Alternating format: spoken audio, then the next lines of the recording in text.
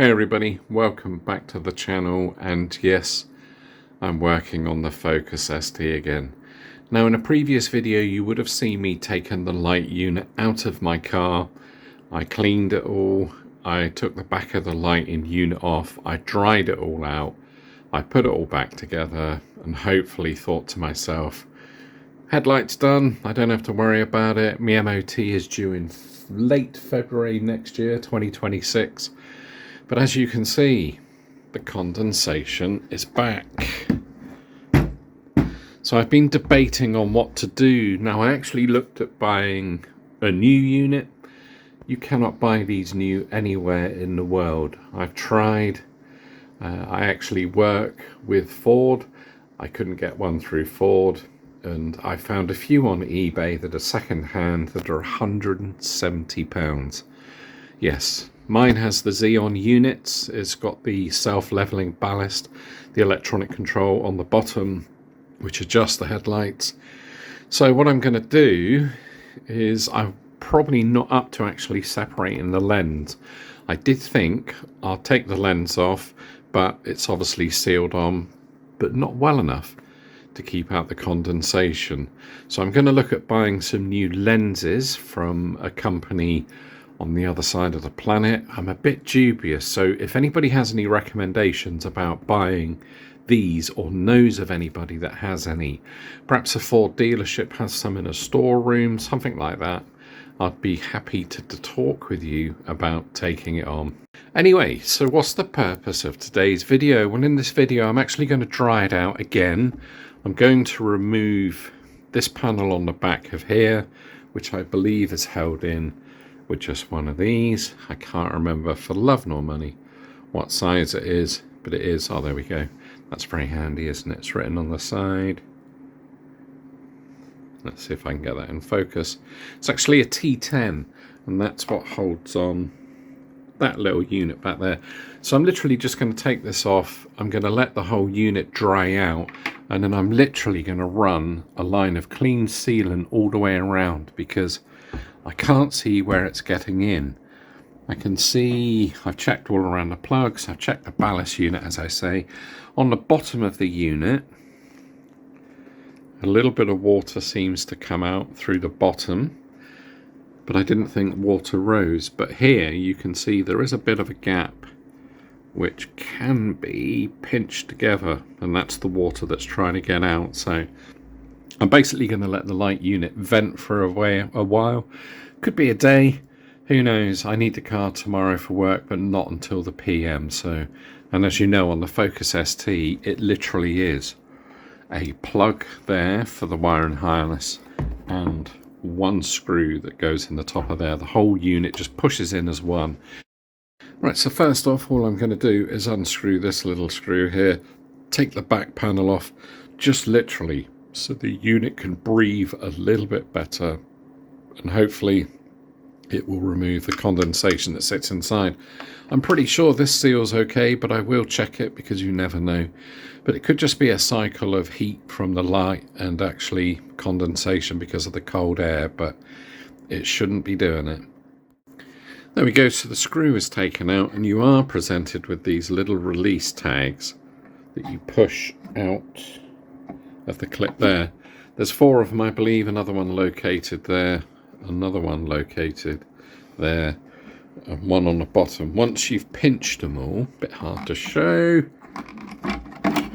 you should, yes, be able to unslot the back of the unit. So here's the back of the unit. There is a rubber seal that sits all the way around. There's a tiny bit of a dent on that part of the seal, but there's absolutely no moisture in the back of this whatsoever. It's literally just the molding marks and nothing else. So I'm fairly confident, although it's probably, you know, it's vapor, it's not water, I'm fairly confident that that's pretty good. I do have some clear silicone sealant, but I'm not going to put it on this because obviously I want to be able to remove this at a future date. Now on the back of the headlight unit, there is a vent there. Let's see if I can hold. Let's turn the light unit around, put it to a more natural way. Now This is now upside down, but this vent here is rubber and it sits on the back of the unit like so there, which is a vent hole. Now, I took this off a while ago and cleaned it. I will check it again. Yeah, I've just blown through the end. It blows out of there perfectly well. There is this other one here, which I'm not sure if it's a vent. It does have wording on it, which I believe is a Japanese company that makes sealant and films, probably for the light unit. But I will remove it. So hopefully some of this water that's built up inside actually has somewhere to run. So anyway, I'm going to leave this to vent for a while.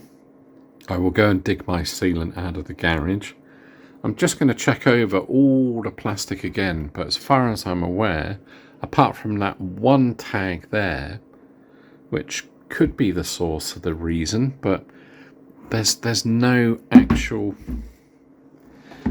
cracks in the unit at all. So anyway, let's carry on. Here we go, folks. It's a day later. I've given it a quick wipe, but I do have these marks.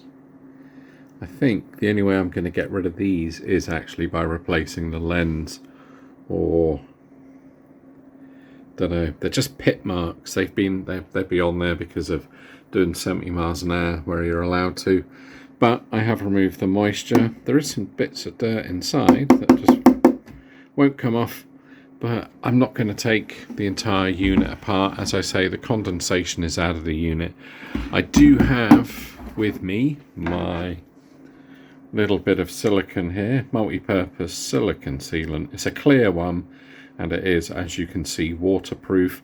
I'm going to apply a very fine bead along the join because, as I say, at some point in the future, if I can't replace the whole unit, I will actually get some new lenses for it and just tart the car up a little bit. But let's put a little bit of this on. There we go, the sealant's all on. It's not looking the best. It's a little bit hard to see because the light is fading. But I've literally run a bead. All these little bits here I will clean off properly, but it takes a good 24 to 48 hours to dry. So what I will do is I will obviously skim this along and leave the bit that's pushed into the join, which will give it a little bit more of tidiness, but yeah, at least it's done. So hopefully that will fix the problem. All I've got to do now is put the vent back on, put the indicator back in the car, in the back of the unit I should say, and then obviously fit it to the car, which is actually, as I've said before, it's only held in with one bolt there, and that's it. Hopefully that works. If it doesn't, I've no idea.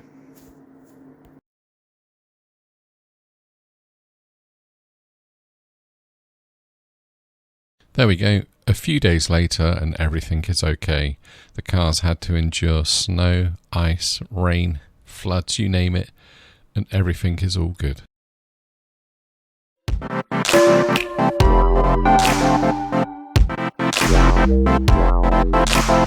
Wow.